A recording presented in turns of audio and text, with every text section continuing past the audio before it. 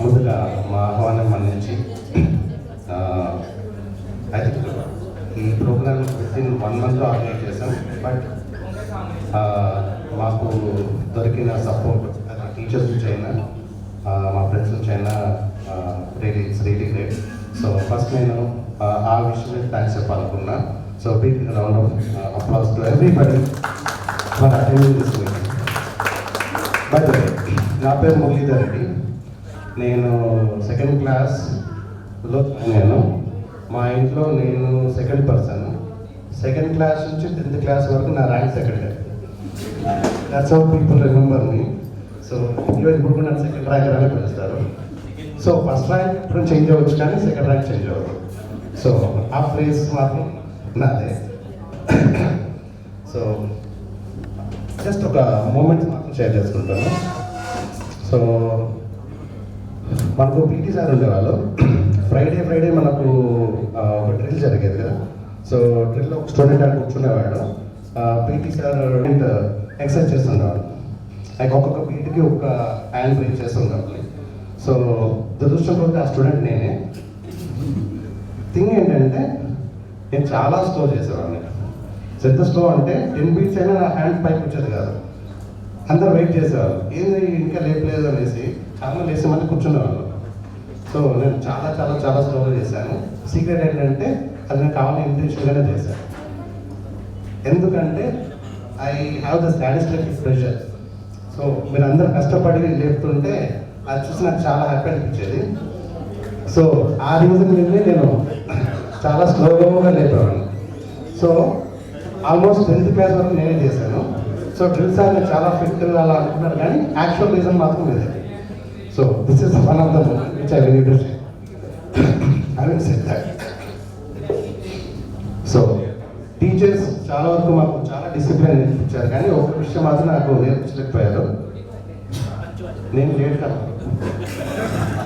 So క్లాస్కి late, exam late, ఇంజనీరింగ్లో first class అయిపోయి 2nd క్లాస్ లేటు. ఓకే, ఆఫీస్లో ఇప్పటికీ లేటు. ఒకవేళ నేను ఇప్పుడు IT న్యూస్లో వర్క్ చేస్తున్నాను కాబట్టి మీటింగ్ ఉంటే 5 minutes లేట్. కానీ ఈ రోజు మాత్రం ఈవెంట్ తొందరగా వచ్చాను, టీచర్స్ లేట్ వచ్చారు. అది అబ్జర్వ్ చేస్తుంది.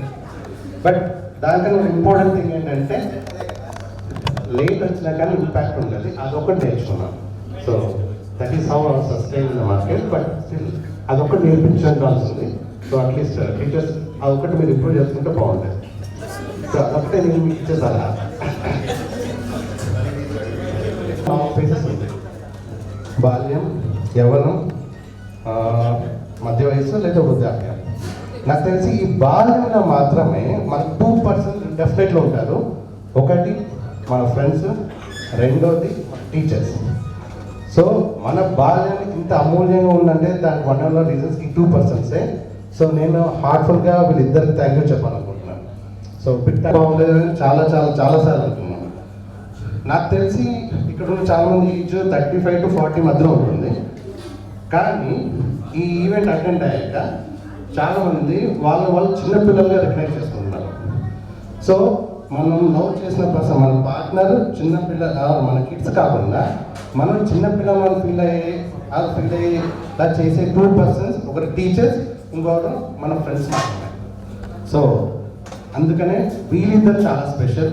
అందుకని ఈ రీయూనియన్ చాలా చాలా చాలా స్పెషల్.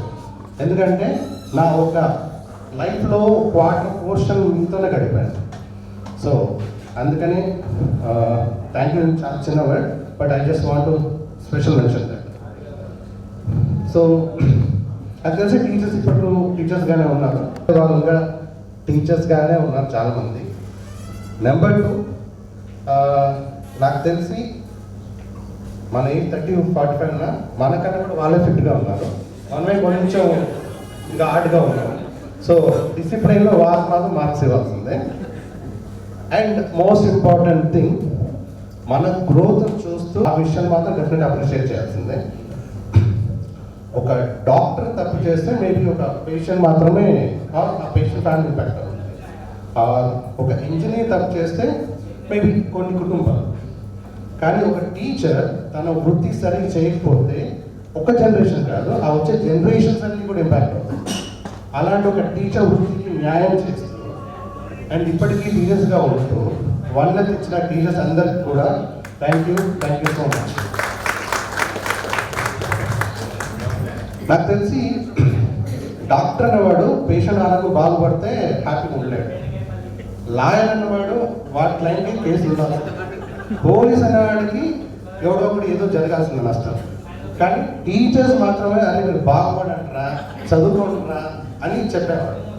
సో ఇండైరెక్ట్లీ మనము కస్టమర్స్ టీచర్స్కి, కానీ కస్టమర్ని కింగ్గా టీచ్ చేయడం కాదు, కింగ్ అవ్వాలని మనల్ని ముందుండి నడిపించిన వాళ్ళు టీచర్స్ మాత్రం.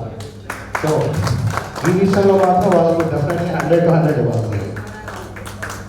అండ్ అయితే ఈ లాంగ్వేజ్లో చెప్పాలంటే ఒక మూవీ హిట్ అయితే ఎంటైర్ క్రెడిట్ అంతా హీరోకి వెళ్తుంది, కానీ దాంట్లో పని చేసిన డైరెక్టర్ మిగతా ఎవరికి ఏమంటారు కనీసం క్రెడిట్ కూడా ఉంటుంది. సో నాకు తెలిసి మా జీవితంలో మేము సాధించి ఏదైనా ఉన్నా కూడా డెఫినెట్లీ క్రెడిట్ మీకు, అది స్ట్రాంగ్గా చెప్పడానికి ఇది. అండ్ ప్రతి ఒక్కరు మీ విషయంలో మేము గర్వంగా ఫీల్ అవుతున్నాము అండ్ మిమ్మల్ని కూడా గర్వంగా ఫీల్ అయ్యేది చేస్తున్నాం. సో ఈ రీవ్యూ స్టార్ట్ అయినట్టు నుంచి నాకు తెలిసి ఎన్నో జ్ఞాపకాలు కదలాయి, మనసు పులకరించాయి, భావాలు పోగాయి, కళలు కదలాయి, అక్షరం చాలు వారాయి, నా చేతి నుంచి ఒక కవిత పూసుకుంది. సో మీకు ఆప్షన్ లేదు, ఆ కవిత రాస్తుంది. అనంతపురం సున్నా టీచర్ చేతిలో అక్షరాల ఆరంభం, ఈరోజు మా జీవితాలకు అదే శుభారంభం. ప్రతాప్ రెడ్డి సార్ తెలుగు చెప్పిన పాఠం మాలో పెంచింది భాషపై మమకారం. ఆయన క్లాస్ ఓవర్ మర్చిపోతే మాత్రం హాహాకారం. ఓకే, వీరేంద్ర టీచర్ ఇంగ్లీష్ చెప్పే విధానం మాలో నింపింది ధైర్యం, ఆత్మస్థైర్యం. మేరీ మల్లిక టీచర్ సైన్స్ చేసిన బోధన మాలో పెంచింది పరిశోధన మరియు అవగాహన. విల్సన్ సార్ లెక్కలో చూపిన నేర్పు జీవితంలో సమస్యలు నేర్చుకునే ఓర్పు. మేరీ టీచర్ చెప్పిన సోషల్ పాఠాలు జీవితంలో మాకు చూపిన మంచి పాఠాలు. ప్రసాద్ సార్ ఇంగ్లీష్ చెప్పిన మాట మా విజయ ప్రయాణానికి అది అయింది వెలుగు బాట. లతీఫ్ సార్ రాలేదు, కానీ లతీఫ్ సార్ కోసం రాసా. లతీఫ్ సార్ లెక్కల్లో పెట్టింది పునాది, ఈరోజు మా విజయాలకు అదే మూలనిధి. కొంచెం వడ్డు రాలేదు, అది కూడా పెట్టా. విజయ వసంత టీచర్ బయాలజీ పాఠం జీవుల ప్రపంచాన్ని చూపించింది ఎంతో స్పష్టం. అండ్ ఉమామణి టీచర్ హిందీ చెప్పిన విధానం కొత్త భాషపై తిప్పింది మా ప్రయాణం. అండ్ ఇలియానా టీచర్ ఇంగ్లీష్ చేసిన బోధన మాలో నింపింది ఆత్మవిశ్వాస సాధన.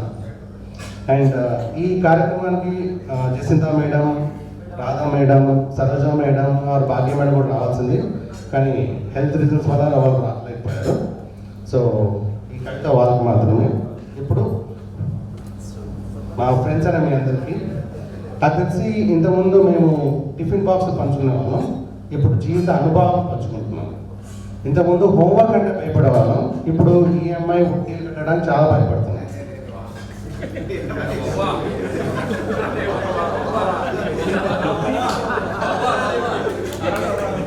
ఇంతకుముందు స్కూల్ బ్యాగ్ మోయలేకపోయేవాళ్ళం, ఇప్పుడు కుటుంబ బరువు బాధ్యతలు చాలా బాగా అనిపిస్తున్నాయి. దానికంటే స్కూల్ బ్యాగే బెటర్.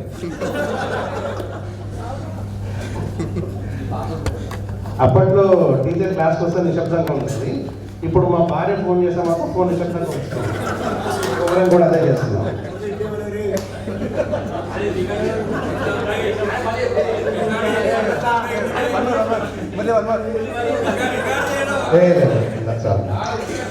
అప్పట్లో మనం పీటీ సార్ క్లాస్ కోసం మాత్రమే ఎక్కువసార్లు ఎదురు చూసేది, ఇప్పుడు మాత్రం శాలరీ కోసం మాత్రం ఎక్కువ ఎదురు చూస్తున్నాం. ఫస్ట్ అప్పట్లో స్నేహితుడికి ఎప్పుడు పడితే వెళ్ళేవాళ్ళం, కానీ ఇప్పుడు కొంచెం పర్మిషన్ తీసుకొని వెళ్ళాల్సి వస్తుంది. అది అప్పుడు ఇప్పుడు చేసుకుంటే కొంచెం ఆనందిస్తున్నాం. సో భవిష్యత్తులో ఆనందం ఉండాలని అనుకున్నాం, కానీ భవిష్యత్తుకి వెళ్ళాక వర్ధమానం బాగుందని మాత్రం గుర్తించాం. అది గుర్తించడానికి భవిష్యత్తుకి వెళ్ళాల్సి వచ్చింది మేము. అండ్ బాల్యం లేని జ్ఞాపకం, స్నేహం లేని జీవితం, గురువు లేని విద్య, మన అందరం లేని ఈ రీయూనియన్ అసంపూర్ణం. అలాంటి ఈ రీయూనియన్ సక్సెస్ చేసిన ప్రతి ఒక్కరికి thank you so much. So మాకు చిన్న మాట. సో టీచర్స్ మనకు అక్షరాలు దిద్దారు, స్నేహితులు మనకు జ్ఞాపకాలు దిద్దారు. ఆ రెండు కలిసే మన జీవితం తీర్చిదిద్దాయి. సో నాకు తెలిసి రేపటి నుంచి ఎవరి లైఫ్ వాళ్ళది, ఎవరు జాబ్ వాళ్ళది, ఎవరు ఉద్యోగం వాళ్ళది. కానీ ఈ రోజు, ఈ క్షణం, ఈ గంటలు, ఇక్కడికి అయిన క్షణాలు మాత్రం మన అందరికీ. సో మళ్ళీ మరొక రోజు మరొక ఉత్సాహంతో, మళ్ళీ ఇదే స్నేహంతో, మా టీచర్స్ అందరి ఆశీర్వాదాలతో మళ్ళీ కలుద్దాం అనుకుంటున్నాను. నాకు ఈ అవకాశం అందరికీ థ్యాంక్ యూ. ఓపిక ఉన్నందుకు థ్యాంక్ యూ సో మచ్.